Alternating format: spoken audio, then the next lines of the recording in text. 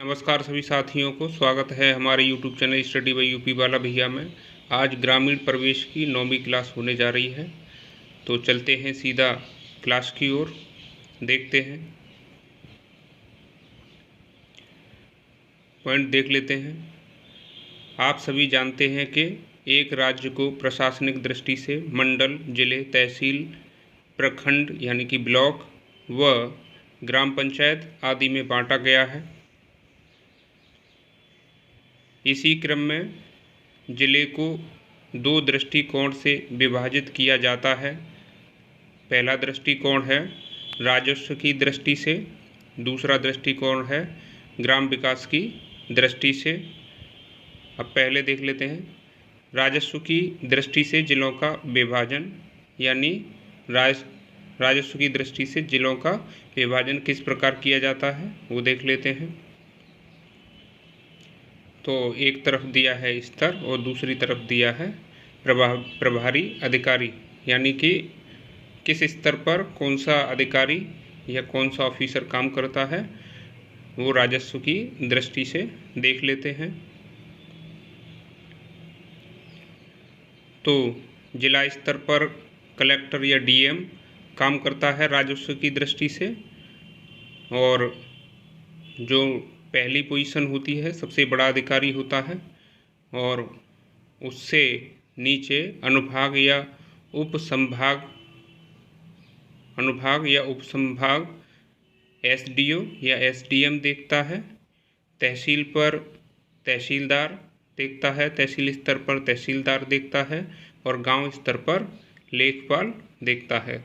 तो यानी राजस्व की दृष्टि से जिले का विभाजन मुख्यतः 4 भागों में किया गया है। जैसे जिला स्तर पर कलेक्टर या डीएम देखेगा, अनुभाग या संभाग स्तर पर एसडीओ या एसडीएम देखेगा, और तहसील स्तर पर तहसीलदार देखेगा, और गांव स्तर पर लेखपाल देखेगा। अब एसडीओ की फुल फॉर्म देख लेते हैं। तो एसडीओ की फुल फॉर्म होती है सब डिविजनल ऑफिसर, यानी एसडीओ की फुल फॉर्म क्या है, सब डिविजनल ऑफिसर। डीएम की फुल फॉर्म देख लेते हैं। तो डीएम की फुल फॉर्म है डिस्ट्रिक्ट मजिस्ट्रेट। क्या है? District magistrate. यानी कि एसडीएम की फुल फॉर्म देख लेते हैं। तो एसडीएम की फुल फॉर्म होती है सब डिविजनल मजिस्ट्रेट, यानी कि एसडीएम की फुल फॉर्म क्या है, सब डिविजनल मजिस्ट्रेट, जो कि राजस्व की दृष्टि से हैं।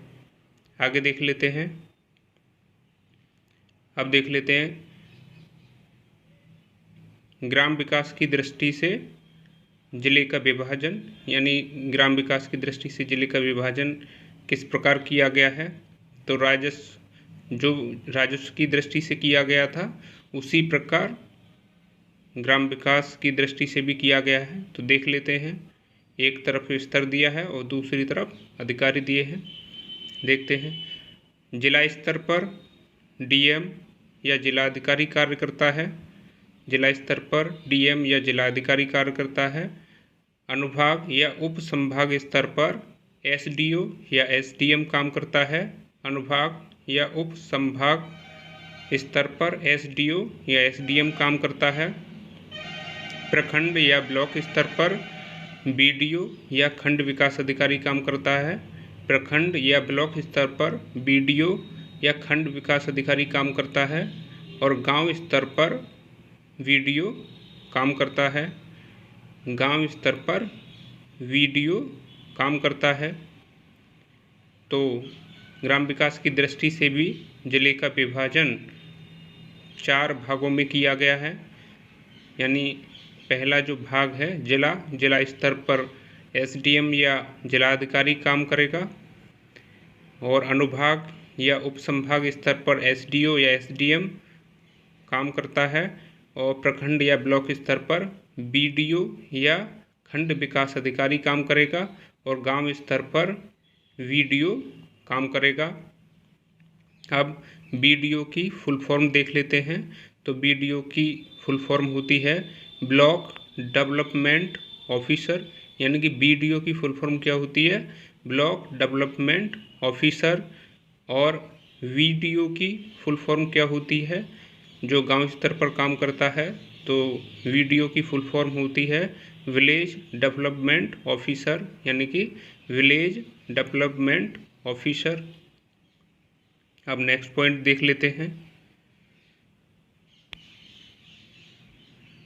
नेक्स्ट पॉइंट है गांव से संबंधित योजनाओं को लागू करने की जिम्मेदारी ग्राम विकास की दृष्टि से जिले में विभाजित किए गए अधिकारी को दी जाती है। यानी गांव से संबंधित योजनाओं को लागू करने की जिम्मेदारी ग्राम विकास की दृष्टि से जिले के विभाजित किए गए अधिकारियों को दी जाती है। अगला पॉइंट है सरकार की कमाई राजस्व, भूलगान, आरटीओ, टैक्स इत्यादि से होती है। यानी सरकार की कमाई किससे होती है? तो वो होती है राजस्व, भूलगान, आरटीओ और टैक्स इत्यादि से सरकार की कमाई होती है। अगला पॉइंट देख लेते हैं। ग्राम विकास यानी ग्राम का विकास पंचायत के माध्यम से होता है। यानी ग्राम का विकास किसके माध्यम से होता है? तो वो पंचायत के माध्यम से होता है। सबसे ऊपर कौन आता है? तो सबसे ऊपर जिला परिषद आता है और उसके बाद खंड या ब्लॉक या प्रखंड आता है। यानी सबसे ऊपर जिला परिषद, उसके बाद खंड या ब्लॉक या प्रखंड आता है और फिर उससे नीचे ग्राम सभा आती है।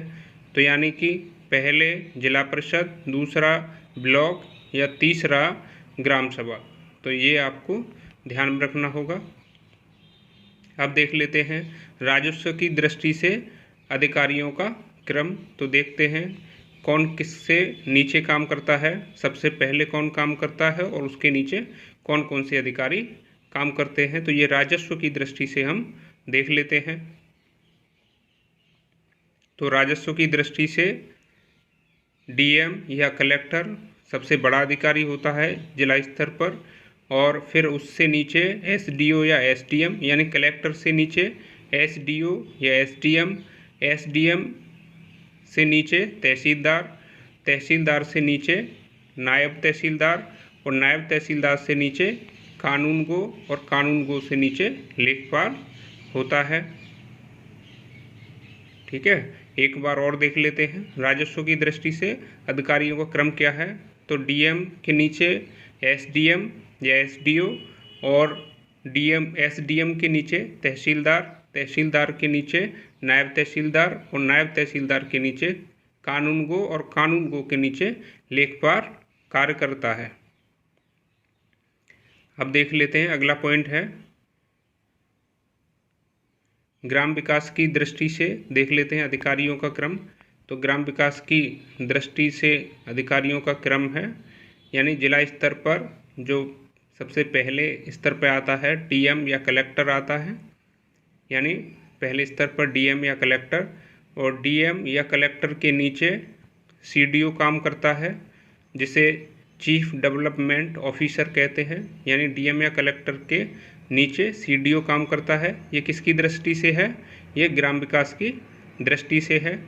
तो डीएम या कलेक्टर के नीचे सीडीओ काम करता है, सीडीओ के नीचे एसडीओ काम करता है और एसडीओ के नीचे बीडीओ काम करता है और बीडीओ के नीचे एडीओ काम करता है और एडीओ के नीचे वीडीओ काम करता है।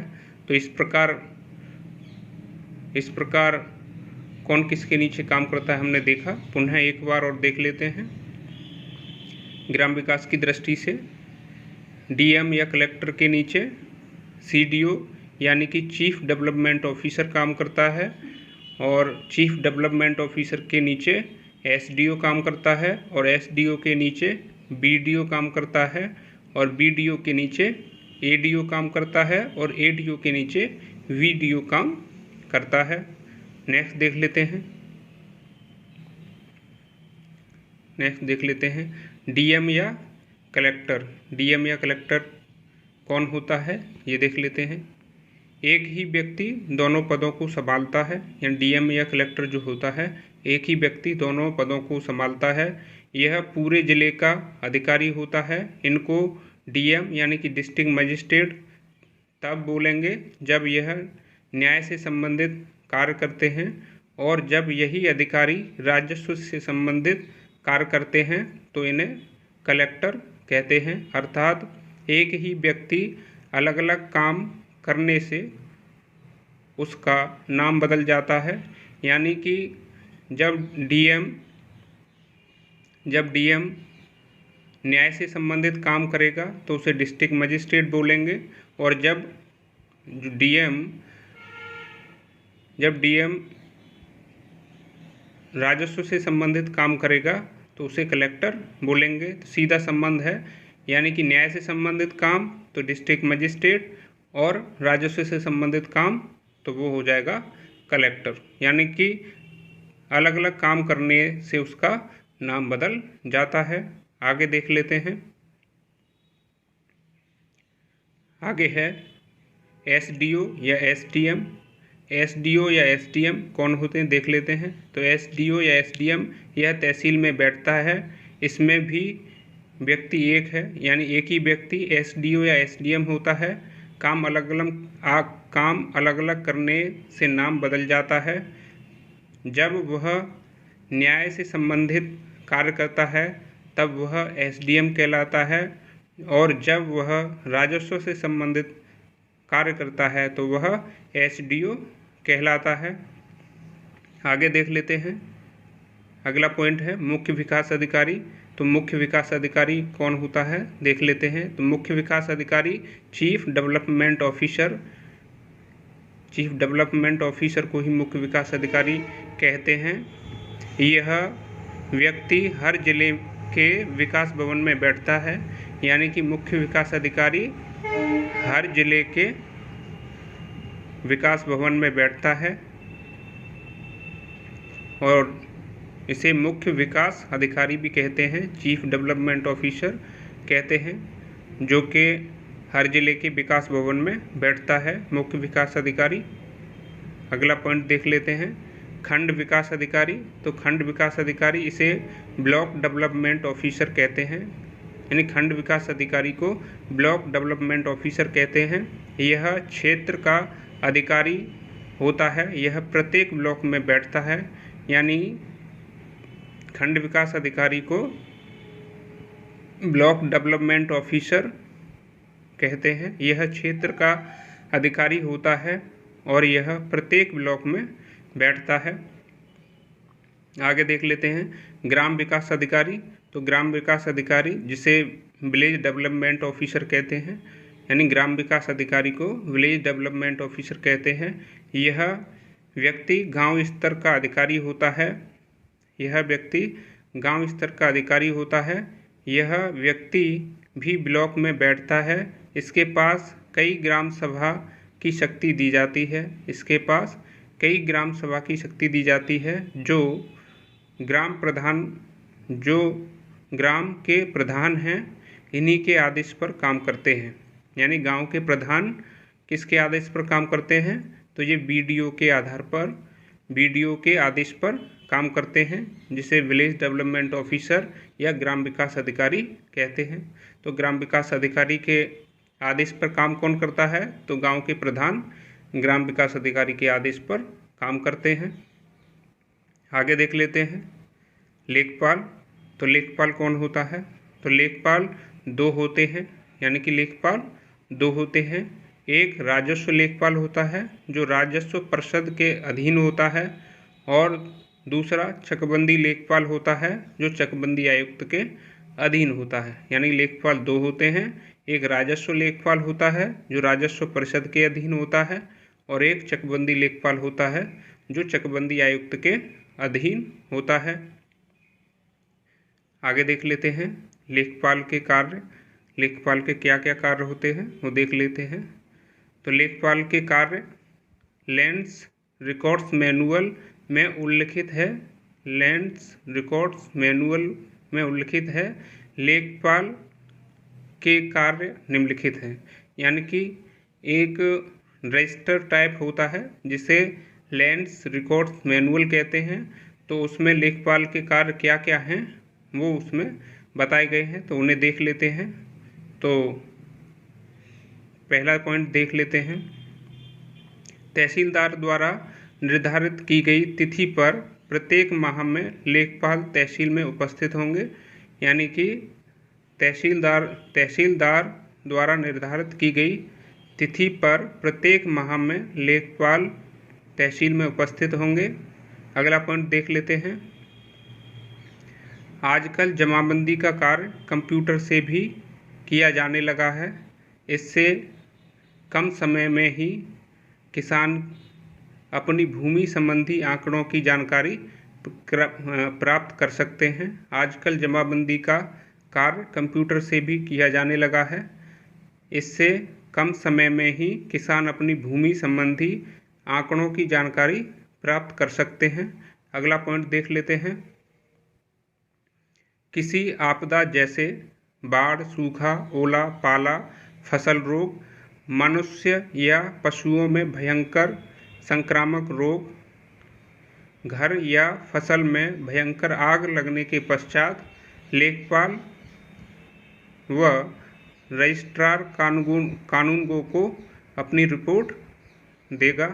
यानी कि अगर कोई बाढ़, सूखा, ओला, पाला, फसल में रोग या पशुओं में भयंकर संक्रामक रोग या घर या फसल में भयंकर आग लग जाए तो लेखपाल क्या करेगा, वो रजिस्ट्रार कानूनगो को अपनी रिपोर्ट देगा। यानी कि रजिस्ट्रार कानूनगो को इस मामले में बताएगा, अवगत कराएगा। आगे देख लेते हैं। अगला पॉइंट है,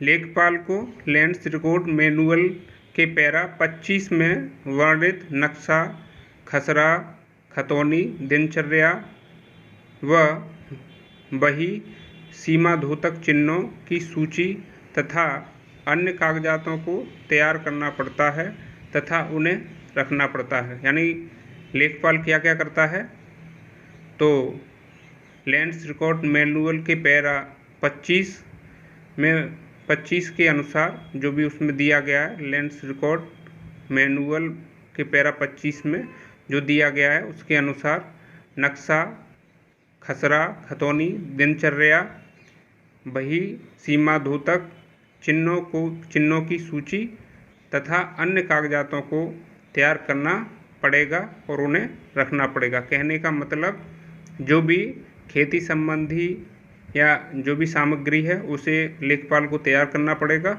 और उन्हें हिसाब से यानी कि संभाल कर रखना होगा। ये लेखपाल को करना होगा किसके अंतर्गत, लैंड रिकॉर्ड्स मैनुअल के पैरा 25 के अनुसार। अगला पॉइंट देख लेते हैं। गांव के नक्शे में प्रत्येक खेत के लिए एक क्रमांक अंकित होता है। इस क्रमांक को खसरे के नाम से जाना जाता है। यानी गांव के नक्शे में प्रत्येक खेत के लिए एक क्रमांक अंकित होता है। इस क्रमांक को खसरे के नाम से जाना जाता है। लेखपाल प्रत्येक वर्ष बोई गई फसलों की जानकारी को इस खसरा में दर्ज करता है। इसी आधार पर सरकार प्रत्येक फसल के अंतर्गत बोए गए क्षेत्र का पता लगाती है।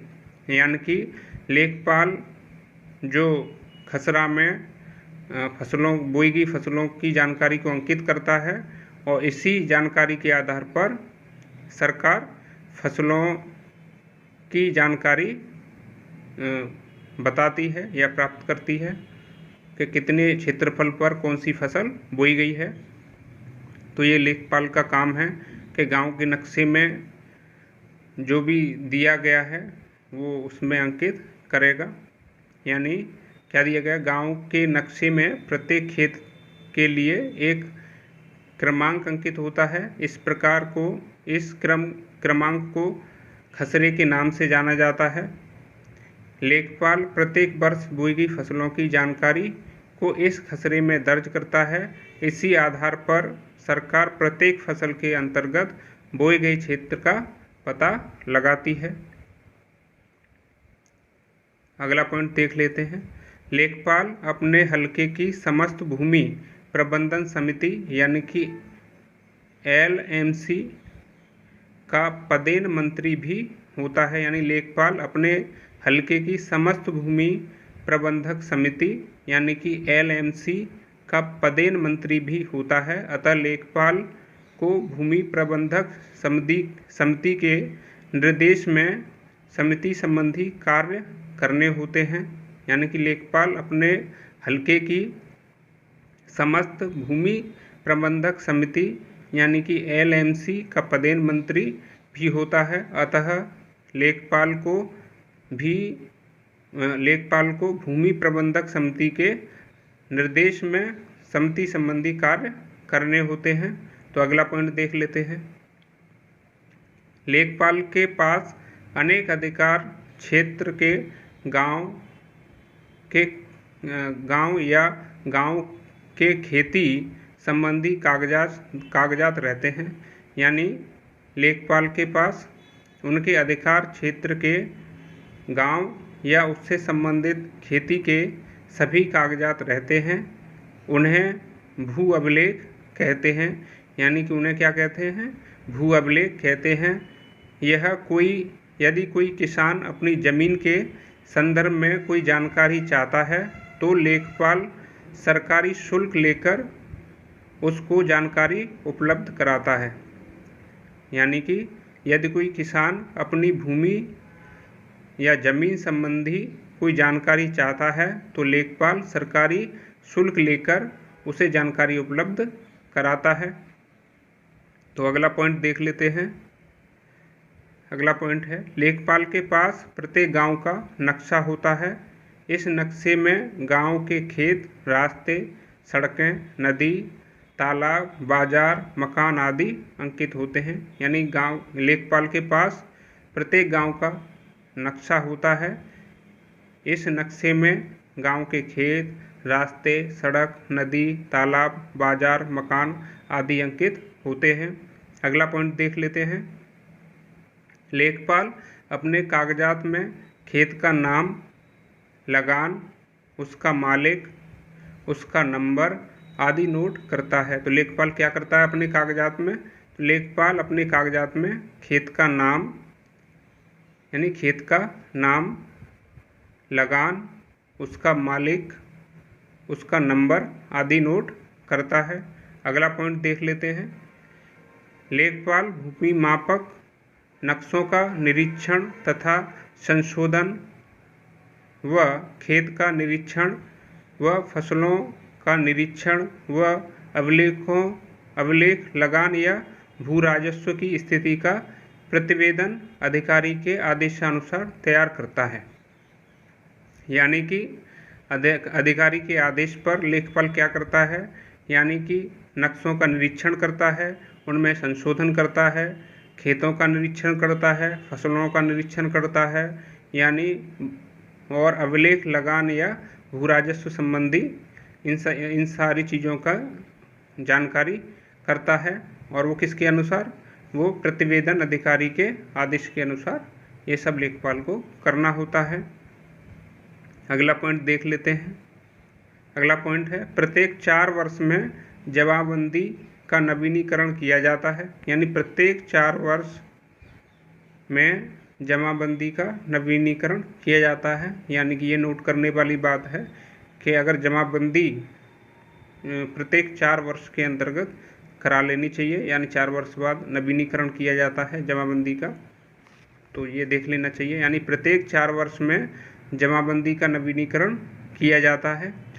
इन 4 वर्षों में किन्हीं कारणों से किसान के स्वामित्व की भूमि परिवर्तन हुआ है तो उसे लेखपाल द्वारा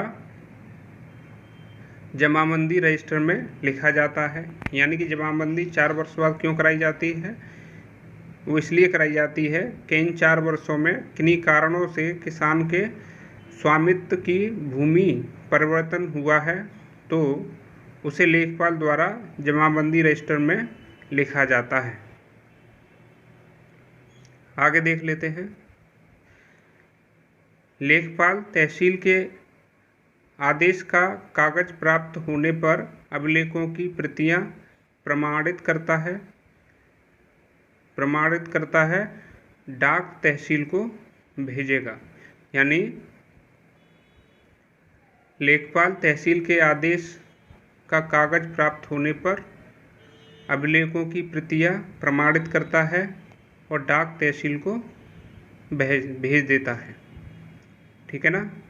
तो जैसे ही तहसील का आदेश प्राप्त हो जाता है तो वो अभिलेखों की प्रतियों को प्रमाणित कर देता है और एक डाक तहसील को भी भेज देता है। अगला पॉइंट देख लेते हैं।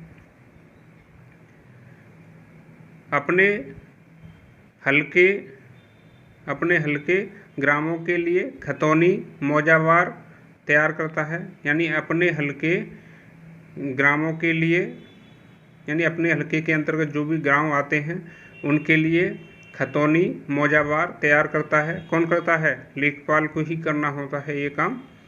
तो अगला पॉइंट है,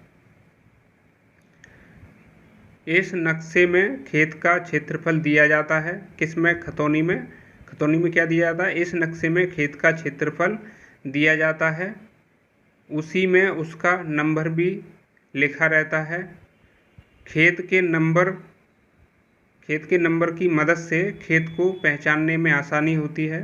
यानी खेत के नंबर की मदद से खेत को पहचानने में आसानी होती है। लेखपाल का कर्तव्य है कि वह प्रत्येक वर्ष खेतों की नाप करे तथा कमी यानी कमावेशी को नक्शे में अंकित करे। यानी कि ये लेखपाल की जिम्मेदारी होती है कि वह प्रत्येक वर्ष खेतों की नाप करे तथा कमावेशी को नक्शे में अंकित करे। ये लेखपाल की जिम्मेदारी होती है। आगे देख लेते हैं। अगला पॉइंट है, लेखपाल और पटवारी में अंतर। तो लेखपाल और पटवारी में अंतर क्या है? लेखपाल और पटवारी दोनों पद एक ही हैं, यानी लेखपाल और पटवारी में कोई अंतर नहीं है। ठीक है ना। तो आगे देखते हैं। अगला पॉइंट है, 1952 से पहले लेखपाल के पद को पटवारी के नाम से जाना जाता था। तो यानी 1952 से पहले लेखपाल के पद को पटवारी के नाम से जाना जाता था।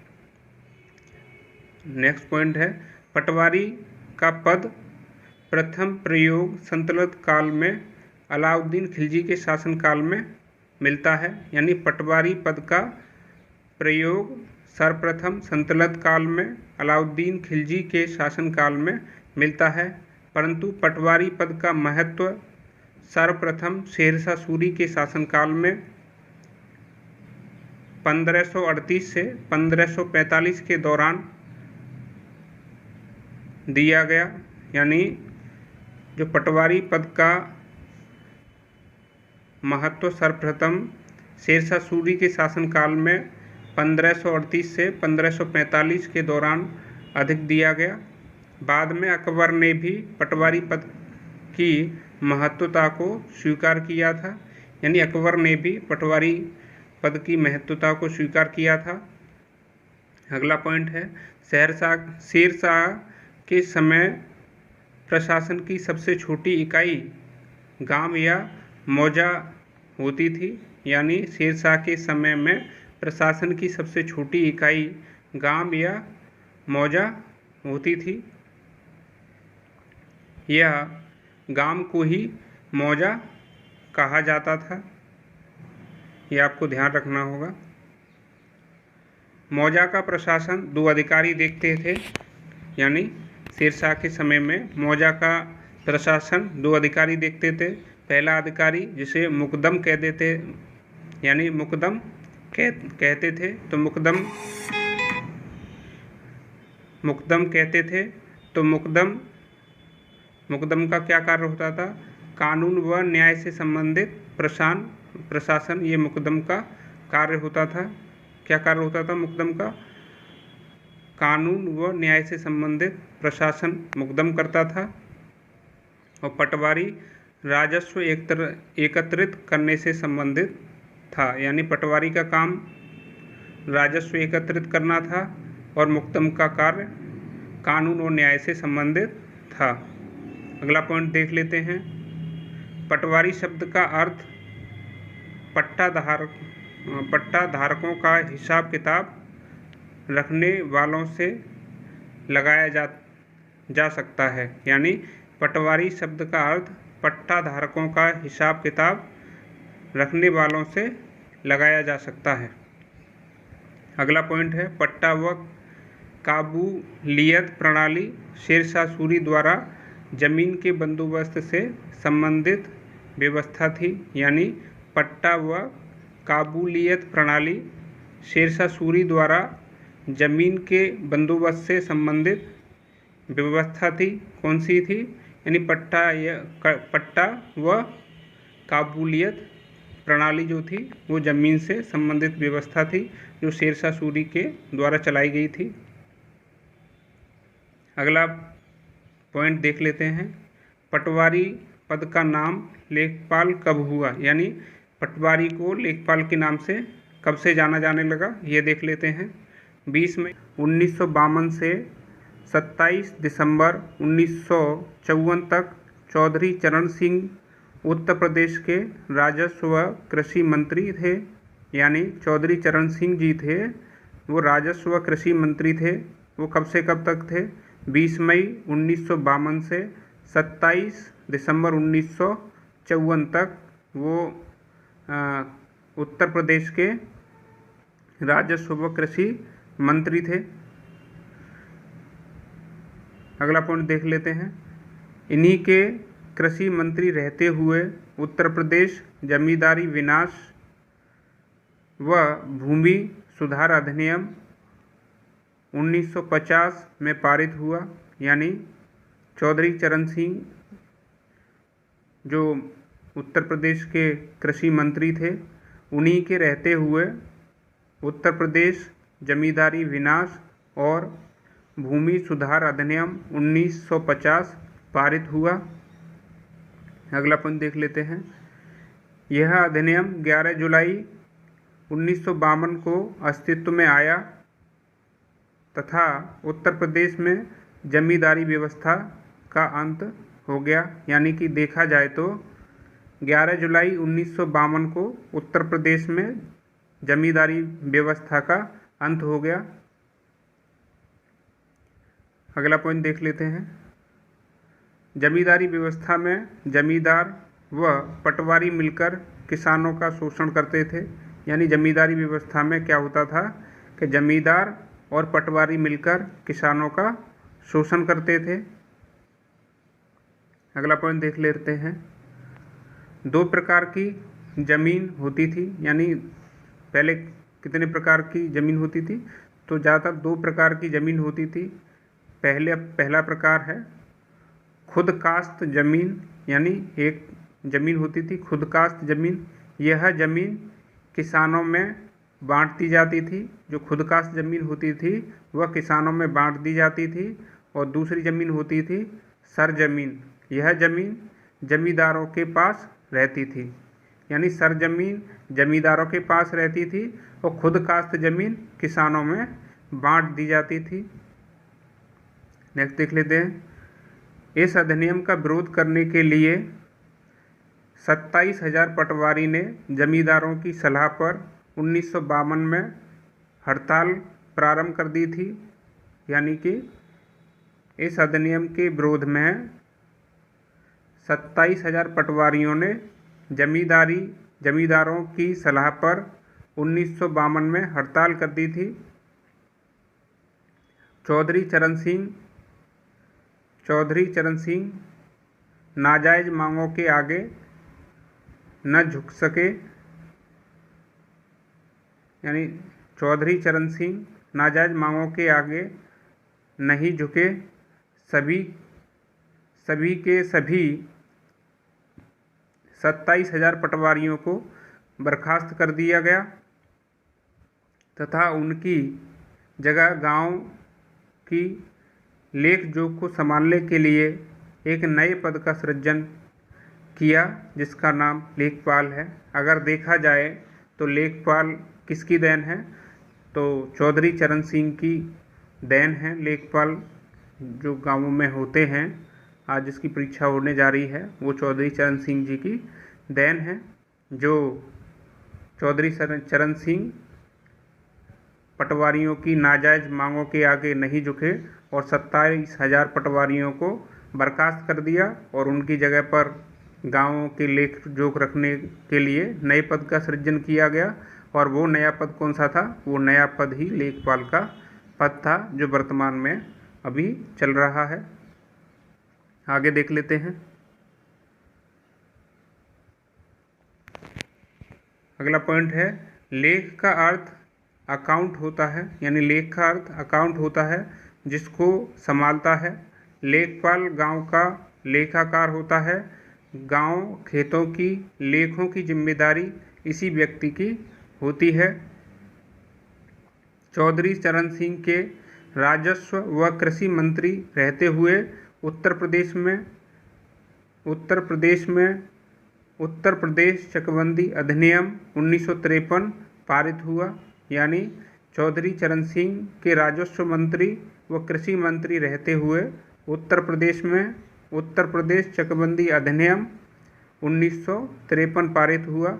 यानी कि अगर देखा जाए उत्तर प्रदेश चकबंदी अधिनियम कब आया, तो 1953 में आया, जो कि चौधरी चरण सिंह के शासनकाल में ही आया। अगला पॉइंट देख लेते हैं। उत्तर प्रदेश में चकबंदी योजना का प्रारंभ सन 1954 में मुजफ्फरनगर जिले की कैराना तहसील तथा सुल्तानपुर जिले की मुसाफिर खाना तहसील, जो वर्तमान में अमेठी है, जिले से प्रारंभ हुआ।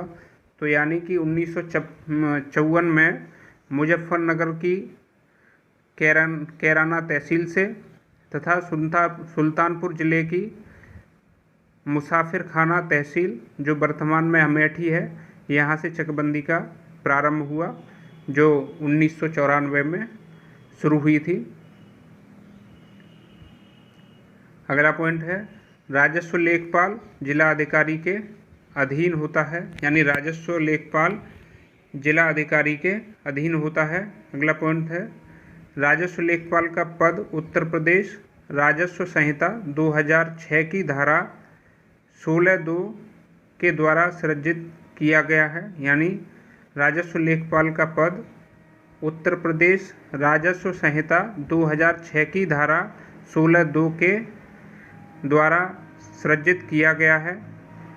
नेक्स्ट देख लेते हैं। अब देख लेते हैं चकबंदी लेखपाल जब किसी क्षेत्र में चकबंदी की प्रक्रिया चलती है, तब चकबंदी लेखपाल का काम सबसे महत्वपूर्ण होता है। चकबंदी के माध्यम से ही गांवों के लिए आबादी भूमि निकाली जाती है। इसके माध्यम से किसानों की छोटे छोटे चकों में बटी हुई भूमि को एक जगह पर इकट्ठा किया जाता है, जिससे किसानों को कृषि कार्य करने में सुविधा हो और वे अधिक गहनता से कृषि कर सकें। अगला पॉइंट देख लेते हैं। चकबंदी लेखपाल चकबंदी आयुक्त के अधीन होता है, यानी चकबंदी लेखपाल चकबंदी आयुक्त के अधीन होता है। चकबंदी लेखपाल उत्तर प्रदेश जोत चकबंदी अधिनियम 1953 के कार्यान्वयन से संबंधित है। यानी चकबंदी लेखपाल उत्तर प्रदेश जोत चकबंदी अधिनियम 1953 से 1953 के कार्यान्वयन से संबंधित है। यानी जोत चकबंदी अधिनियम 1953 किससे संबंधित है? चकबंदी लेखपाल से संबंधित है। चकबंदी लेखपाल का वरीयता क्रम देखा जाए तो चकबंदी लेखपाल का वरीयता क्रम देख लेते हैं। चकबंदी लेखपाल का वरीयता क्रम क्या है, तो किस प्रकार चकबंदी लेखपाल कार्य करता है, तो देख लेते हैं। सबसे ऊपर होता है चकबंदी निदेशालय का प्रशासनिक ढांचा। यानी सबसे ऊपर क्या होता है? चकबंदी निदेशालय का प्रशासनिक ढांचा। उसके नीचे होता है चकबंदी आयुक्त और चकबंदी आयुक्त के नीचे होता है अपर चकबंदी आयुक्त। यानी चकबंदी आयुक्त के नीचे अपर चकबंदी आयुक्त और अपर चकबंदी आयुक्त के नीचे जनपद अपर चकबंदी आयुक्त के नीचे आता है जनपद, और जनपद के नीचे आ जाता है संयुक्त उप संचालक चकबंदी, संयुक्त या उप संचालक चकबंदी, और संयुक्त या उप संचालक चकबंदी के नीचे आता है बंदोबस्त चकबंदी अधिकारी, यानी उप संचालक चकबंदी या संयुक्त संचालक चकबंदी के नीचे आता है बंदोबस्त चकबंदी अधिकारी, बंदोबस्त चकबंदी अधिकारी, और बंदोबस्त चकबंदी अधिकारी के नीचे आता है चकबंदी अधिकारी, और चकबंदी अधिकारी के नीचे आता है सहायक चकबंदी अधिकारी, और सहायक चकबंदी अधिकारी के नीचे आता है चकबंदी लेखपाल। तो ये है वरीयता क्रम चकबंदी लेखपाल का। तो चकबंदी लेखपाल को एक बार और देख लेते हैं। सबसे ऊपर आता है चकबंदी निदेशालय, और उस चकबंदी निदेशालय के नीचे चकबंदी आयुक्त, और चकबंदी आयुक्त के नीचे अपर चकबंदी आयुक्त, और अपर चकबंदी आयुक्त के नीचे जनपद, और जनपद के नीचे संयुक्त या उप संचालक चकबंदी, और संयुक्त उप संचालक चकबंदी के नीचे बंदोबस्त चकबंदी अधिकारी, और बंदोबस्त चकबंदी अधिकारी के नीचे चकबंदी अधिकारी, और चकबंदी अधिकारी के नीचे सहायक चकबंदी अधिकारी, और सहायक चकबंदी अधिकारी के नीचे चकबंदी लेखपाल। तो ये होता है चकबंदी लेखपाल का क्रम ऊपर से नीचे तक का। आगे देख लेते हैं। नेक्स्ट पॉइंट है उत्तर प्रदेश राजस्व संहिता 2006 की धारा 17 के तहत राज्य सरकार एक ही व्यक्ति को 2 से अधिक पदों पर नियुक्त कर सकती है, यानी कि यह एक नियम है। उत्तर प्रदेश राजस्व संहिता 2006 की धारा 17 के तहत राज्य सरकार एक ही व्यक्ति को 2 से अधिक पदों पर नियुक्त कर सकती है। उत्तर प्रदेश काश्तकार अधिनियम, नेक्स्ट पॉइंट है उत्तर प्रदेश काश्तकार अधिनियम 1939 की धारा 3(2) के तहत फसल वर्ष 1 जुलाई से लेकर 30 जून तक मानी जाती है, यानी उत्तर प्रदेश काश्तकार अधिनियम 1939 की धारा 3(2) के तहत फसल वर्ष 1 जुलाई से लेकर 30 जून तक मानी जाती है। उत्तर प्रदेश में तहसील दिवस यानी कि संपूर्ण समाधान दिवस प्रत्येक माह के प्रथम तथा तृतीय मंगलवार को प्रातः 10 बजे से होता है, यानी कि उत्तर प्रदेश में तहसील दिवस प्रत्येक माह के प्रथम व तृतीय मंगलवार को प्रातः 10 बजे से होता है। इस दिवस पर जो शिकायतकर्ता आवेदन करते हैं उनकी रसीद संख्या 10 अंकों की होती है, यानी मंगल दिवस में जो लोग शिकायत करते हैं उसकी रसीद संख्या 10 अंकों की होती है। प्रत्येक वर्ष 24 समाधान दिवस या तहसील दिवस होते हैं, यानी प्रत्येक वर्ष यानी एक वर्ष में 24 समाधान दिवस या तहसील दिवस होते हैं। आगे देख लेते हैं। गांव के राजस्व प्रशासन व भूमि सुधार व चकबंदी प्रशासन आदि से संबंधित उत्तम व्यवस्था के लिए निम्नलिखित महत्वपूर्ण भूमि दस्तावेज निर्धारित किए गए हैं। तो देख लेते हैं महत्वपूर्ण दस्तावेज किस प्रकार के हैं। नंबर 1, मानचित्र और खसरा का अनुरक्षण, यानी मानचित्र और खसरा का अनुरक्षण। तो इसमें उत्तर प्रदेश राजस्व संहिता 2006 की धारा 30 के तहत, यानी कि मानचित्र व खसरा का अनुरक्षण किसके तहत आता है, तो वो उत्तर प्रदेश राजस्व संहिता 2006 की धारा 30 के तहत आता है। अगला पॉइंट है अधिकार अभिलेख यानी कि खतौनी, ये किसके अंतर्गत आता है ये देख लेते हैं। अधिकार अभिलेख या खतौनी उत्तर प्रदेश राजस्व की धारा 31 के अंतर्गत आता है। राजस्व यानी कि देखा जाए राजस्व की धारा 31 के अंतर्गत खतौनी या अधिकार अभिलेख आता है और राजस्व की धारा 2006 की धारा 30 के अंतर्गत मानचित्र या खसरा आता है। यानी खसरा या मानचित्र किसके अंतर्गत आता है? 2006 की धारा 30 के तहत आता है। अगला पॉइंट देख लेते हैं।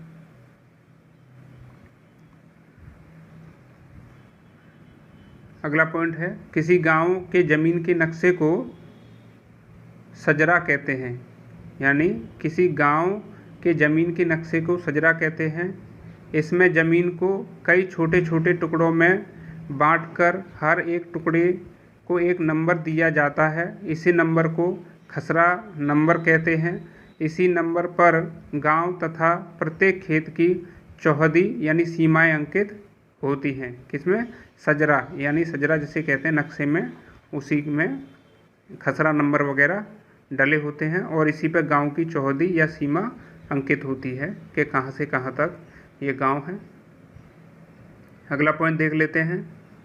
नक्शे का अनुरक्षण करने के लिए लेखपाल प्रत्येक गांव का प्रत्येक खेत में जाकर हर 3 वर्ष बाद निरीक्षण या पड़ताल करता है। यानी नक्शे का अनुरक्षण करने के लिए लेखपाल प्रत्येक गांव में प्रत्येक खेत में जाकर हर 3 वर्ष बाद यानी हर वर्ष 3 बार निरीक्षण करता है। यानी 1 साल में 3 बार प्रत्येक खेत में जाना होगा उसको और उसका अनुरक्षण करना होगा या निरीक्षण या पड़ताल करनी होगी नक्शे के अनुसार। अगला पॉइंट है, प्रथम पड़ताल कब करनी पड़ेगी? यानी प्रथम पड़ताल करनी पड़ेगी खरीफ की फसल पर। यानी प्रथम पड़ताल खरीफ की फसल पर करनी होगी जो 10 अगस्त से प्रारंभ हो जाती है। यानी प्रथम पड़ताल खरीफ की फसल पर जो 10 अगस्त से प्रारंभ हो जाती है और दूसरी पड़ताल रबी की फसल पर जो 1 जनवरी से प्रारंभ हो जाती है। यानी दूसरी पड़ताल रबी की फसल पर जो 1 जनवरी से प्रारंभ हो जाती है और तीसरी पड़ताल जायद की फसल पर जो 1 मई से प्रारंभ होती है। यानी 3 पड़ताल एक वर्ष में करनी होगी लेखपाल को और वो कब कब करनी पड़ेंगी? यानी पहली पड़ताल खरीफ की फसल पर जो 10 अगस्त से करनी होगी और दूसरी पड़ताल रबी की फसल पर जो 1 जनवरी से करनी होगी और तीसरी पड़ताल जायद की फसल पर जो 1 मई से करनी होगी। आगे देख लेते हैं, चकबंदी के लाभ देख लेते हैं। चकबंदी के क्या लाभ होते हैं? भारत में किसानों के लिए चकबंदी के लाभ इतने अधिक हैं कि यदि ग्राम सुधार के सारे लाभ तराजू में एक पटले में रखे जाएं और चकबंदी के लाभ दूसरे पटले में रखे जाएं तो चकबंदी वाला पटला भारी रहेगा। चकबंदी के प्रमुख लाभ निम्नलिखित हैं। देखो चकबंदी के लाभ क्या हैं, एक नज़र देख लेते हैं। चकबंदी कराने के पश्चात वैज्ञानिक ढंग से खेती की जा सकती है। एक खेत से दूसरे खेत में जाते समय मेहनत और रुपया खर्च हो जाता है, वह बचता है। किसान अपनी भूमि की उन्नति के लिए कुछ रुपया खर्च न करके साहस हो जाता है। यानी किसान अपनी भूमि की उन्नति के लिए कुछ रुपया खर्च करने का यानी किसान में कुछ रुपया खर्च करने का साहस हो जाता है भूमि के लिए। चकबंदी के कारण खेती की भूंडेर बनाने के लिए भूमि बेकार नहीं करनी पड़ती। यानी कि चकबंदी के कारण खेती की भूंडेर बनाने के लिए भूमि बेकार नहीं करनी पड़ती। सिंचाई अच्छी प्रकार से की जा सकती है। नई प्रकार की खेती करने में करने में खर्च कम होता है और आय बढ़ जाती है। गांव के मुकदमेबाजी कम हो जाते हैं। यानी गांव के जो मुकदमेबाजी हैं वो भी कम हो जाते हैं। चकबंदी के बाद जो फालतू भूमि निकलती है उसमें बगीचे, स्कूल, पंचायत घर, सड़कें, खेल का मैदान बनाए जाते हैं। यानी चकबंदी के बाद जो फालतू ज़मीन निकलती है उसमें बगीचे, स्कूल, पंचायत घर, सड़कें या खेल के मैदान बनाए जा सकते हैं। अब आगे देख लेते हैं चकबंदी की समस्याएं। यानी चकबंदी की समस्या क्या है? रिकॉर्ड की कमी, यानी बहुत से क्षेत्रों में भूमि के अधिग्रहण से संबंधित रिकॉर्ड नहीं पाए जाते। यानी रिकॉर्ड्स की कमी होती है। बहुत से क्षेत्रों में भूमि अधिग्रहण से संबंधित रिकॉर्ड्स नहीं पाए जाते। प्रशिक्षित कर्मचारियों की कमी। चकबंदी काम एक तकनीकी काम है, इसके लिए प्रशिक्षित कर्मचारियों की ज़रूरत पड़ती है। भारत में ऐसे लोगों की बहुत कमी है। खर्चा देख लेते हैं। खर्चा चकबंदी करने पर खर्चा आता है। कुछ राज्यों में चकबंदी की फीस ली जाती है।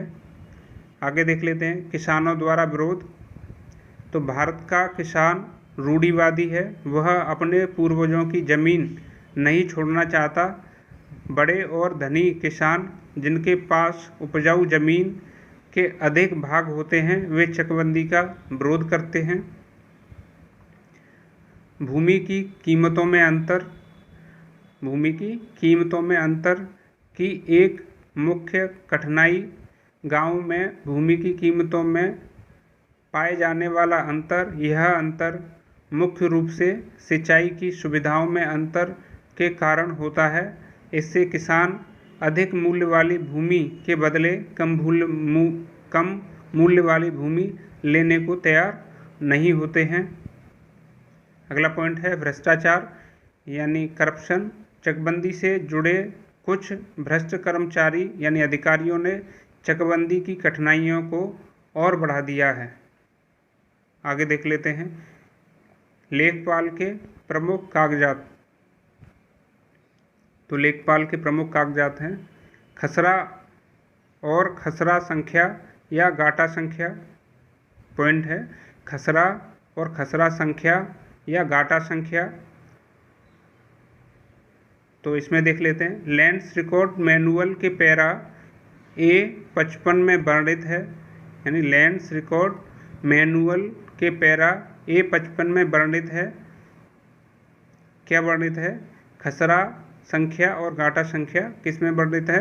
लैंड्स रिकॉर्ड मैनुअल के पैरा 55A में वर्णित है।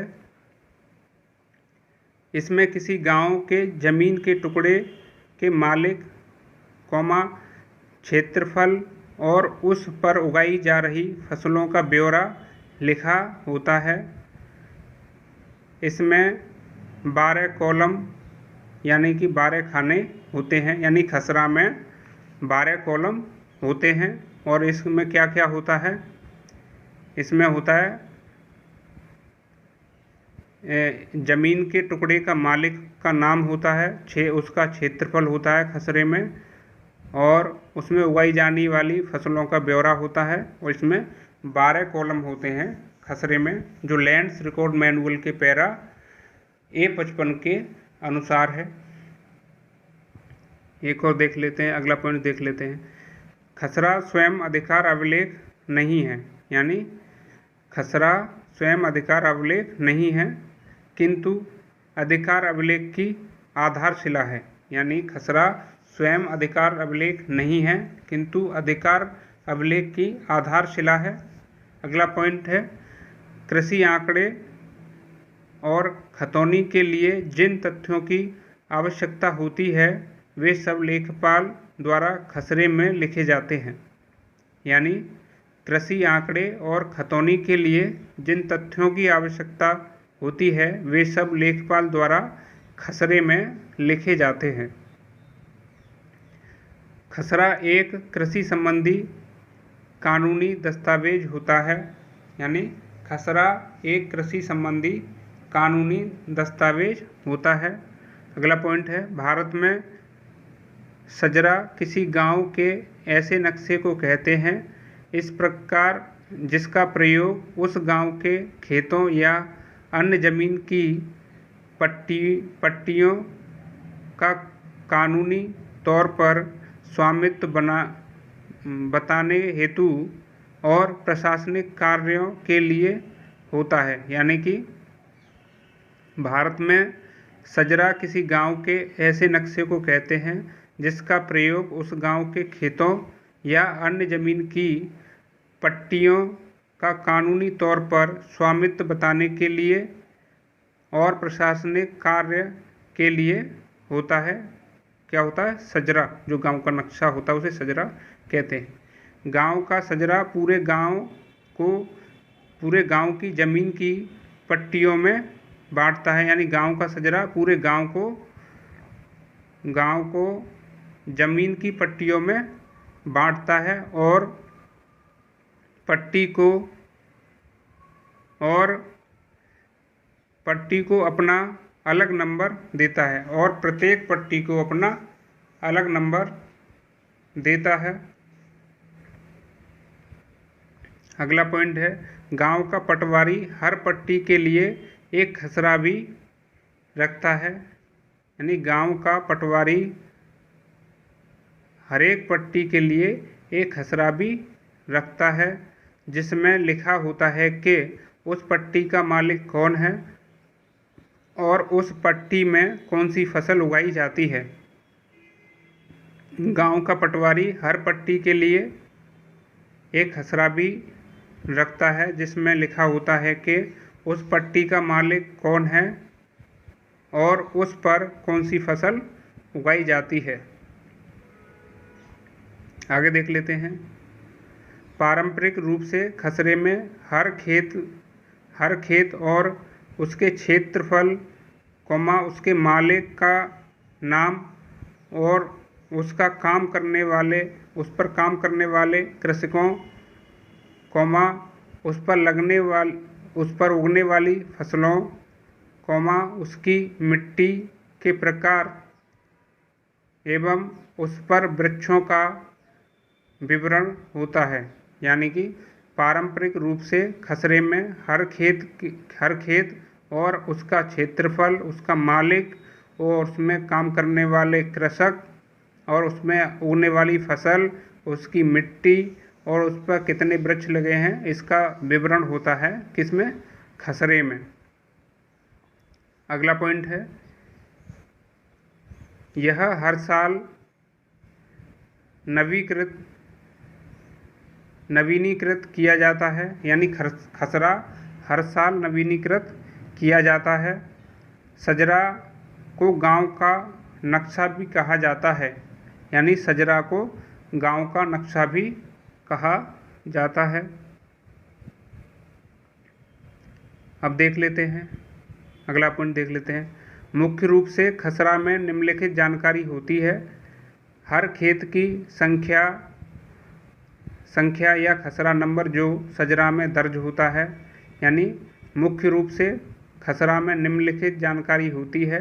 हर खेत की संख्या या खसरा नंबर जो सजरा में दर्ज होता है वो सब खसरे में होता है। अब देख लेते हैं खसरे में क्या क्या होता है। तो खसरे में होता है खेत का क्षेत्रफल होता है, मालिक का नाम होता है, कृषक का नाम होता है और उसमें उगने वाली फसल का नाम होता है, मिट्टी का प्रकार होता है और उस पर लगे हुए वृक्षों का विवरण होता है कि कितने वृक्ष इस खेत पर लगे हुए हैं। तो ये सब खसरे में होता है। अगला पॉइंट देख लेते हैं। सरकार खसरा में दर्ज फसलों के क्षेत्रफल के अनुसार हर वर्ष कौन सी फसल कितनी मात्रा में उगी है इसकी भविष्यवाणी करती है। यानी सरकार खसरे में दर्ज फसलों के क्षेत्रफल के अनुसार हर वर्ष कौन सी फसल कितनी मात्रा में उगी है इसकी भविष्यवाणी करती है। यानी कि सरकार जो भविष्यवाणी करती है वो खसरे के अनुसार ही करती है कि कौन सी फसल कितनी मात्रा में उगी है। अब देख लेते हैं खतौनी देख लेते हैं। खतौनी क्या क्या है, खतौनी किससे संबंधित है, ये जानकारी देख लेते हैं। खतौनी शब्द उत्तर भू राजस्व अधिनियम में वर्णित नहीं है। यानी खतौनी शब्द उत्तर भू राजस्व अधिनियम में वर्णित नहीं है, किंतु अधिनियम में वार्षिक रजिस्टर नामक को कागजात धारा 33 में वर्णित है, वही खतौनी के नाम से जाना जाता है। यानी कि खतौनी उत्तर भू राजस्व अधिनियम में वर्णित नहीं है, किंतु वार्षिक रजिस्टर की धारा 33 में वर्णित है और वही उसी को खतौनी के नाम से जाना जाता है। यानी वार्षिक रजिस्टर नामक कागजात है जो धारा 33 में वर्णित है, उसी को खतौनी के नाम से जाना जाता है। लेकिन उत्तर भू राजस्व अधिनियम में यह वर्णित नहीं है खतौनी, ठीक है, किंतु वार्षिक रजिस्टर के नाम से वर्णित है, जो धारा 33 में वर्णित है, उसे ये खतौनी के नाम से जाना जाता है। अगला पॉइंट है, यदि गांव के खसरे का प्रयोग करके किसी एक व्यक्ति या परिवार की जमीन की सूची बनाई जाए तो उसे खतौनी कहते हैं। यानी कि यदि गांव के खसरों का प्रयोग करके किसी एक व्यक्ति या परिवार की जमीनों की सूची बनाई जाए तो उसे खतौनी कहते हैं। इसे हर 6 साल में नवीनीकृत किया जाता है। यानी कि खतौनी को हर 6 साल में नवीनीकृत किया जाता है। अगला पॉइंट देख लेते हैं, किसी व्यक्ति या परिवार के सभी खसरों की सूची उस व्यक्ति या परिवार की खतौनी में होती है। यानी कि किसी व्यक्ति या परिवार के सभी खसरों की सूची उस व्यक्ति या परिवार की खतौनी में होती है। यानी कि जो परिवार होता है उसके जो जितने भी खसरे हैं उनकी सारे खसरों की सूची एक खतौनी में होती है। एक ही खतौनी में ये सारी चीज़ अंकित होती है। खतौनी 6 साल में एक बार तैयार की जाती है। यानी खतौनी 6 साल में एक बार तैयार की जाती है। खतौनी में केवल 23 खाने होते हैं। खतौनी में कितने खाने होते हैं? 23 खाने होते हैं, जबकि खसरा में कितने खाने होते हैं? 12 खाने होते हैं खसरा में।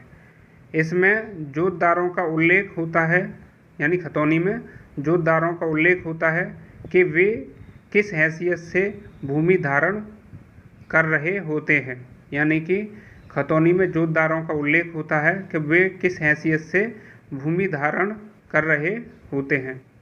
आगे देख लेते हैं। अगला पॉइंट है सीमा धोतक चिन्हों की सूची। तो सीमा धोतक चिन्हों की सूची, इस अभिलेख में सीमा और बंदोबस्त चिन्हों का वर्णन होता है। यानी कि इस अभिलेख में सीमा और बंदोबस्त चिन्हों का वर्णन होता है। यह कागजात किसी विवादाग्रस्त भूमि या सीमा विवाद को निपटाने में पर्याप्त मदद करता है। यानी यह कागजात किसी विवादाग्रस्त भूमि या सीमा विवाद को निपटाने में पर्याप्त मदद करता है। यह कागजात खसरा में भी नत्थी रहता है। यानी सीमा धोतक चिन्ह, यह कागजात खसरा में भी नत्थी होता है। यानी चिन्हों की जानकारी खसरा में भी दी जाती है। अगला पॉइंट है दिनचर्या वही, यानी कि डायरी, जो लेखपाल के पास होती है, दिनचर्या वही या डायरी। तो इसे देख लेते हैं। लैंड्स रिकॉर्ड मैनुअल के पैरा 47 के अनुसार लेखपाल अपने हल्का के लिए एक डायरी रखेगा। यानी जो लेखपाल अपने पास डायरी रखता है वो किसके अंतर्गत रखता है? वो लैंड्स रिकॉर्ड मैनुअल के पैरा 47 के अनुसार वो लेखपाल अपने हल्के की डायरी रखता है। डायरी एक रजिस्टर है जिसमें लेखपाल के कर्तव्यों से संबंधित दिन प्रतिदिन के कार्यों का वर्णन लिखा जाता है। यानी कि डायरी एक ऐसा रजिस्टर है जिसमें लेखपाल के कर्तव्यों से संबंधित दिन प्रतिदिन के कार्यों का वर्णन लिखा जाता है। अगला पॉइंट देख लेते हैं। इस डायरी में 1 अगस्त से 31 जुलाई की अवधि में हुए कार्यों का ब्यौरा लिखा जाता है। यानी कि ये डायरी है, इसमें क्या लिखा जाता है, कब से कब तक का ब्यौरा लिखा जाता है, तो इसमें लिखा जाता है 1 अगस्त से 31 जुलाई की अवधि में जितने भी कार्य हुए हैं उनका ब्यौरा लिखा जाता है। तो 1 अगस्त से 31 जुलाई तक की अवधि का ब्यौरा लिखा जाता है जो लेखपाल की डायरी होती है उसमें। अब देख लेते हैं, अगला है नक्शा। नक्शा देख लेते हैं। प्रत्येक गांव का एक नक्शा होता है। इस नक्शे पर गांव की चौहदी दर्ज होती है। इससे गांव की चौहदी के साथ साथ प्रत्येक खेत की चौहदी का पता चलता है। यानी इस नक्शे पर गांव की चौहदी दर्ज होती है। इससे गांव की चौहदी के साथ साथ प्रत्येक खेत की चौहदी का पता चलता है। अगला पॉइंट देख लेते हैं। नक्शे का अनुरक्षण करने के लिए लेखपाल अपने हलके के प्रत्येक गांव का हर वर्ष प्रत्येक खेत में जाकर 3 बार निरीक्षण करेगा। लेखपाल के इस दौरे को राजस्व की भाषा में पड़ताल कहते हैं। प्रथम पड़ताल खरीफ की फसल पर जो 2 अगस्त से प्रारंभ होती है, यानी कि प्रथम पड़ताल खरीफ की फसल पर जो 10 अगस्त से प्रारंभ होती है। दूसरी पड़ताल रबी की फसल पर जो 1 जनवरी से प्रारंभ होती है। और तीसरी पड़ताल जायद की फसल पर जो 1 मई से प्रारंभ होती है। यानी कि 3 पड़ताल लेखपाल को करनी पड़ती हैं साल भर में। एक तो खरीफ की फसल पर, रबी की फसल पर, जायद की फसल पर। तो खरीफ की फसल पर 10 अगस्त को करनी होती है, रबी की फसल पर 1 जनवरी को करनी होती है और जायद की फसल पर 1 मई को करनी होती है ये पड़ताल। अब देख लेते हैं, अगला पॉइंट है खेबट। तो खेबट क्या है देख लेते हैं। यह एक जमींदारी का एक रजिस्टर होता है। यानी यह जमींदारी का एक रजिस्टर होता है। क्या खेबट एक जमींदारी का रजिस्टर होता है। उत्तर प्रदेश जमींदारी उन्मूलन व भूमि सुधार अधिनियम 1950 में लागू होने के पूर्व प्रत्येक गांव के लिए 2 अधिकार अभिलेख होते थे। पहला खेबट और खतौनी। यानी उत्तर प्रदेश जमींदारी उन्मूलन एवं भूमि सुधार अधिनियम 1950 में लागू होने से पहले प्रत्येक गांव में 2 अधिकार अभिलेख होते थे। यानी कि सीधा देखे जाए तो 1950 से पहले गांव में 2 अभिलेख होते थे, 2 अधिकार अभिलेख होते थे 1950 से पहले। वो कौन कौन से, एक तो खेबट होता था और एक खतौनी होता था। और खेबट क्या है, यह जमींदारी का रजिस्टर होता है। यानी ये जमींदारी का रजिस्टर होता था खेबट। आगे देख लेते हैं। खतौनी अब भी रखी जाती है। खतौनी अब भी रखी जाती है क्योंकि यह एक ऐसा रजिस्टर होता है जिसमें यह वर्णन होता है कि कौन जोतदार किस हैसियत से भूमि को धारण किए हुए है। चूँकि खेबट जमींदार और जमींदारी से संबंधित रजिस्टर था, अतएव जमींदारी उन्मूलन के बाद इसे बंद कर दिया गया। यानी चूँकि खेबट जमींदार और जमींदारी से संबंधित रजिस्टर था, अतएव जमींदारी उन्मूलन के बाद इसे बंद कर दिया गया। यानी ये जमींदारी से संबंधित था खेबट। और जमींदारी उन्मूलन जो नियम आया, जब जमींदारी नहीं रही तो जमींदारी उन्मूलन नियम आया, तो फिर खेबट ही क्यों रहेगा, क्योंकि ये जमींदारी से संबंधित एक रजिस्टर था जिसे खेबट कहते थे। तो जमींदारी उन्मूलन के बाद जो खेबट को बंद कर दिया गया। आगे देख लेते हैं किसान बही। किसान बही क्या है, तो किसान बही देखते हैं। किसान बही पटवारी या लेखपाल द्वारा तैयार की गई वह दस्तावेज पुस्तक है जो कि किसान के पास रहती है और वह तैयारकर्ताओं द्वारा मात्र 10 रुपये के शुल्क में दिए जाने पर किसान को उपलब्ध कराई जाती है। यानी किसान भाई 10 रुपये के शुल्क में किसान को उपलब्ध कराई जाती है, जो लेखपाल या पटवारी द्वारा दी जाती है। किसान बही पर किसान की खेती और उसका प्रकार, मात्रा व हक संबंधी विवरण होता है। यानी किसान बही पर किसान की खेती, उसका प्रकार, मात्रा व हक संबंधी विवरण होता है, जिससे वह किसान अपनी भूमि की जानकारी रखता है। नोट: किसान बही योजना की शुरुआत सन 1992 में की गई। यानी किसान बही योजना की शुरुआत सन 1992 में की गई। अब आगे देख लेते हैं गांव रजिस्टर। गांव रजिस्टर क्या है ये देख लेते हैं। यह रजिस्टर धारा 31 के अंतर्गत कलेक्टर द्वारा प्रत्येक 5 वर्ष में तैयार कराया जाता है, जिसमें नंबर 1 में क्या आता है, नई प्रक्रिया से प्रभावित क्षेत्र पहले नंबर पर आता है। इसमें नई प्रक्रिया से प्रभावित क्षेत्र। नंबर 2 एहत माली खेती वाले क्षेत्र, यानी एहत माली खेती वाले क्षेत्र। और नंबर 3 पर आता है जिसकी मालगुजारी पूर्णतः समाप्त कर दी गई हो, वे क्षेत्र दर्ज होते हैं। यानी गांव का रजिस्टर, यह रजिस्टर धारा 31 के अंतर्गत कलेक्टर द्वारा प्रत्येक 5 वर्ष में तैयार कराया जाता है, जिसमें क्या होता है, नई प्रक्रिया से प्रभावित क्षेत्र, जो कोई नई प्रक्रिया हुई है उससे प्रभावित क्षेत्र वो लिखना होता है गांव के रजिस्टर में। और एहत माली क्षेत्र लिखना होता है, और वो क्षेत्र लिखना होता है जिसकी माल गुजारी पूर्णतः समाप्त कर दी गई हो, वो गांव के रजिस्टर में लिखा जाता है, जो कलेक्टर द्वारा प्रत्येक 5 वर्ष में तैयार कराया जाता है। अब आके देख लेते हैं अगला पॉइंट है अधिकार अभिलेख। प्रत्येक गांव के लिए यह एक अधिकार अभिलेख होता है। यह धारा 243 के अंतर्गत निर्मित नियमों द्वारा निर्धारित अपवादों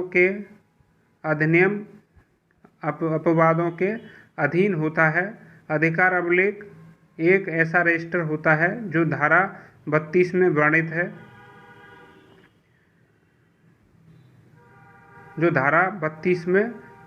है।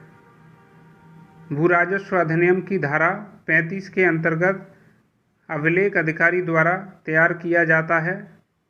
उपर्युक्त संशोधन बंदोबस्त अवधि के समय लेखपाल द्वारा तैयार किया जाता है। धारा 33 के अंतर्गत वार्षिक रजिस्टर होता है। यानी धारा 33 के अंतर्गत वार्षिक रजिस्टर होता है। ठीक है, एक बार और देख लेते हैं अधिकार अभिलेख क्या है। प्रत्येक गांव के लिए यह एक अधिकारों का अभिलेख होता है। यह धारा 243 के अंतर्गत निर्मित नियमों द्वारा निर्धारित अपवादों के अधीन होता है। अधिकार अभिलेख एक ऐसा रजिस्टर होता है जो धारा 32 में वर्णित है। भू राजस्व अधिनियम की धारा 53 के अंतर्गत अभिलेख अधिकारी द्वारा तैयार किया जाता है। उपर्युक्त का संशोधन बंदोबस्त अवधि के समय लेखपाल द्वारा यानी संशोधन अगर करा जाता है तो लेखपाल के द्वारा कराया जाता है।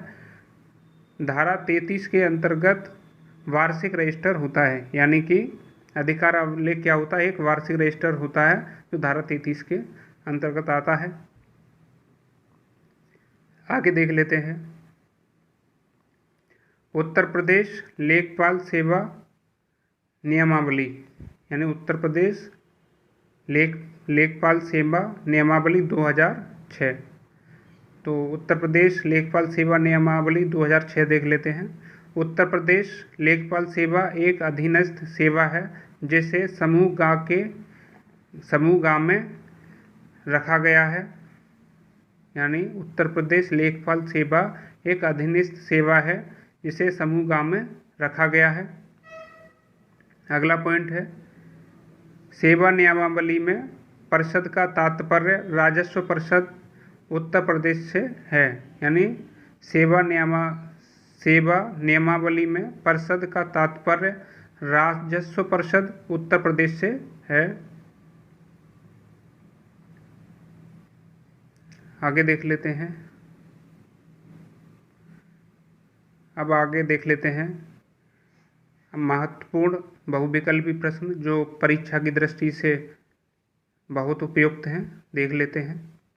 लेखपाल के कागजात पर हस्ताक्षर कौन करता है? तो लेखपाल के कागजात पर हस्ताक्षर राजस्व अधिकारी करता है। तो ऑप्शन बी हो जाएगा इसका राइट आंसर। उत्तर प्रदेश में राजस्व परिषद का गठन किस वर्ष किया गया? तो उत्तर प्रदेश में राजस्व परिषद का गठन 1831 में किया गया। ऑप्शन बी हो जाएगा इसका राइट आंसर। उत्तर प्रदेश के विकास का सबसे बड़ा स्रोत कौन सा है? तो उत्तर प्रदेश के विकास का सबसे बड़ा स्रोत राजस्व है। तो ऑप्शन ए हो जाएगा इसका राइट आंसर। अगला है, उत्तर प्रदेश के राजस्व परिषद का प्रशासनिक कार्यालय कहाँ स्थित है? तो उत्तर प्रदेश के राजस्व परिषद का प्रशासनिक कार्यालय लखनऊ में स्थित है। तो ऑप्शन ए हो जाएगा इसका राइट आंसर। राज्य और जिले के बीच सामान्य व्यय होता है। तो राज्य और जिले के बीच सामान्य व्यय कौन करता है? तो वह जिला अधिकारी यानी कि डीएम करता है। तो ऑप्शन सी हो जाएगा इसका राइट आंसर। कलेक्टर के पद के सृजन का श्रेय किसे जाता है? तो कलेक्टर के पद के सृजन का श्रेय वारेन हेस्टिंग्स को जाता है। तो ऑप्शन बी हो जाएगा इसका राइट आंसर। अगला है, जिले का सर्वोच्च राजस्व अधिकारी कौन होता है? तो जिले का सर्वोच्च राजस्व अधिकारी कलेक्टर होता है। तो ऑप्शन ए हो जाएगा इसका राइट आंसर। अगला है, संविधान के किस अनुच्छेद के अंतर्गत जिला कलेक्टर को अपने कार्यकाल की सुरक्षा प्रदान की गई है? तो जिला कलेक्टर को अपने कार्यकाल की सुरक्षा संविधान के अनुच्छेद 311 के अंतर्गत प्रदान की गई है। तो ऑप्शन सी हो जाएगा इसका राइट आंसर। अगला है, लेखपाल के कार्यों का सामान्य निरीक्षण अधिकारी कौन होता है? तो लेखपाल के कार्यों का सामान्य निरीक्षण अधिकारी कानूनगो होता है। तो ऑप्शन बी हो जाएगा इसका राइट आंसर। गांवों में भू राजस्व वसूली का कार्य कौन करता है? तो गांव में भू राजस्व वसूली का कार्य लेखपाल करता है। तो ऑप्शन ए हो जाएगा इसका राइट आंसर। अगला पॉइंट है, भू धारणा प्रणाली की रैयतवाड़ी व्यवस्था की शुरुआत भारत में किसने की? तो भू धारणा प्रणाली रैयतवाड़ी व्यवस्था की शुरुआत भारत में थॉमस मुनरो ने की। तो ऑप्शन ए हो जाएगा इसका राइट आंसर। इलाके का सारा रिकॉर्ड किसके पास रहता है? तो इलाके का सारा रिकॉर्ड किसके पास रहता है? तो इलाके का सारा रिकॉर्ड लेखपाल के पास रहता है। तो ऑप्शन सी हो जाएगा इसका राइट आंसर। अगला पॉइंट है, तहसीलदार का प्रमुख कार्य क्या है? तो तहसीलदार का प्रमुख कार्य क्या है? तो भू राजस्व प्रशासन का संचालन करना तहसीलदार का प्रमुख कार्य है। तो ऑप्शन सी हो जाएगा इसका राइट आंसर। राजस्व प्रशासन का निम्नवत पद कौन सा है? तो राजस्व प्रशासन का निम्नवत पद कौन सा है? तो वह है आपका पटवारी या लेखपाल। राजस्व प्रशासन का निम्नतम पद है। तो ऑप्शन डी हो जाएगा इसका राइट आंसर। अगला है, निम्नलिखित में से किसको लोकतंत्र की पाठशाला कहा जाता है? तो लोकतंत्र की पाठशाला कहा जाता है स्थानीय स्वायत्त प्रशासन संस्थाओं को, यानी स्थानीय स्वायत्त प्रशासन संस्थाओं को लोकतंत्र की पाठशाला कहा जाता है। तो ऑप्शन सी हो जाएगा इसका राइट आंसर। निम्नलिखित में से चकबंदी के अधीन नहीं लाया जा सकता। तो चकबंदी के अधीन किसे नहीं लाया जा सकता? तो एक तो चारागाह को स्थायी चारागाह होगा, उसे चकबंदी के अधीन नहीं लाया जा सकता। बाघ को चकबंदी के अधीन नहीं लाया जा सकता। शमशान या कब्रिस्तान को चकबंदी के अधीन नहीं लाया जा सकता। तो यानी उपर्युक्त सभी, तो ऑप्शन डी हो जाएगा इसका राइट आंसर। अगला पॉइंट है, भारत के संविधान में जिला शब्द किस अनुच्छेद में किस संदर्भ में प्रयुक्त हुआ है? तो भारतीय संविधान में जिला शब्द अनुच्छेद 233 जिला न्यायाधीश के संदर्भ में प्रस्तुत हुआ है। यानी जिला शब्द जो है संविधान में अनुच्छेद 233 जिला न्यायाधीश के संदर्भ में प्रयुक्त हुआ है। तो ऑप्शन ए हो जाएगा इसका राइट आंसर। अगला पॉइंट है, निम्नलिखित में से कौन सा चकबंदी का उद्देश्य नहीं है? निम्नलिखित में से कौन सा चकबंदी का उद्देश्य नहीं है? तो बड़े पैमाने की कारपोरेट खेती को बढ़ावा देना। यानी यह चकबंदी का उद्देश्य नहीं है कि बड़े पैमाने पर कारपोरेट खेती को बढ़ावा दिया जाए, ये चकबंदी का उद्देश्य नहीं है। तो ऑप्शन ए हो जाएगा इसका राइट आंसर। अगला पॉइंट है, उत्तर प्रदेश में चकबंदी अधिनियम कब पारित किया गया? तो उत्तर प्रदेश में चकबंदी अधिनियम 1953 में पारित किया गया। तो ऑप्शन सी हो जाएगा इसका राइट आंसर। अगला पॉइंट है, लेखपाल खसरा तैयार करके अगले वर्ष जमा करता है। तो लेखपाल खसरा तैयार करके अगले वर्ष किसके पास जमा करता है? तो वह करता है रजिस्ट्रार कानूनगो के पास खसरा तैयार करके जमा करता है रजिस्ट्रार कानूनगो के पास। तो ऑप्शन बी हो जाएगा इसका राइट आंसर। भारत में संपत्ति का अधिकार है। तो भारत में एक संपत्ति का अधिकार है, यह एक विधिक अधिकार है। तो ऑप्शन बी हो जाएगा इसका राइट आंसर। निम्नलिखित में से कौन सा भूमि सुधार भारत में सबसे पहले प्रारंभ किया गया? निम्नलिखित में से कौन सा भूमि सुधार भारत में सबसे पहले प्रारंभ किया गया? तो जमींदारी उन्मूलन भारत में सबसे पहले प्रारंभ किया गया। तो ऑप्शन सी हो जाएगा इसका राइट आंसर। नेक्स्ट देख लेते हैं, उत्तर प्रदेश जमींदारी उन्मूलन एवं भूमि सुधार अधिनियम कब पारित किया गया? तो उत्तर प्रदेश जमींदारी उन्मूलन और भूमि सुधार अधिनियम 1950 में लागू किया गया या पारित किया गया। तो ऑप्शन ए हो जाएगा इसका राइट आंसर। अगला है, शेरशाह के समय शासन की सबसे छोटी इकाई गांवों को क्या कहा जाता था? यानी शेरशाह के समय प्रशासन की सबसे छोटी इकाई गांवों को क्या कहा जाता था? तो मौजा कहा जाता था। गांवों को क्या कहा जाता था? शेरशाह के समय में गांवों को मौजा कहा जाता था। तो ऑप्शन बी हो जाएगा इसका राइट आंसर। उत्तर प्रदेश में चकबंदी योजना का प्रारंभ कब हुआ? तो उत्तर प्रदेश में चकबंदी योजना का प्रारंभ 1954 में हुआ। तो ऑप्शन बी हो जाएगा इसका राइट आंसर। अगला पॉइंट है, चकबंदी लेखपाल किसके अधीन होता है? तो चकबंदी लेखपाल चकबंदी आयुक्त के अधीन होता है। तो ऑप्शन बी हो जाएगा इसका राइट आंसर। अगला पॉइंट देख लेते हैं, उत्तर प्रदेश में तहसील दिवस या संपूर्ण समाधान दिवस प्रत्येक माह में कब लगाया जाता है? तो वो लगाया जाता है प्रत्येक माह के प्रथम व तृतीय मंगलवार को तहसील दिवस लगाया जाता है। कब लगाया जाता है? प्रत्येक माह के प्रथम व तृतीय मंगलवार को तहसील दिवस लगाया जाता है। तो ऑप्शन बी हो जाएगा इसका राइट आंसर। अगला पॉइंट है, गांव के जमीन के नक्शे को क्या कहा जाता है? तो गांव के जमीन के नक्शे को सजरा कहा जाता है। तो ऑप्शन बी हो जाएगा इसका राइट आंसर। किसानों के जमीनों के अधिकार अभिलेख किस में निहित होते हैं? यानी किसानों के जमीनों के अधिकार अभिलेख किस में निहित होते हैं? तो वो खतौनी में निहित होते हैं। तो ऑप्शन बी हो जाएगा इसका राइट आंसर। नक्शों का अनुरक्षण करने के लिए एक लेखपाल प्रत्येक गांव में कितनी बार वर्ष में जाएगा? यानी एक वर्ष में कितनी बार जाएगा? नक्शे का अनुरक्षण करने के लिए, तो वह जाएगा वर्ष में 3 बार जाएगा। कब कब जाएगा? रबी, खरीफ, जायद की फसल पर। यानी कि खरीफ की फसल पर जाएगा, रबी की फसल पर जाएगा और जायद की फसल पर जाएगा, तो 3 बार जाएगा। तो ऑप्शन सी हो जाएगा इसका राइट आंसर। अगला पॉइंट है, खसरा में क्या दर्ज होता है? तो खसरा में क्या दर्ज होता है?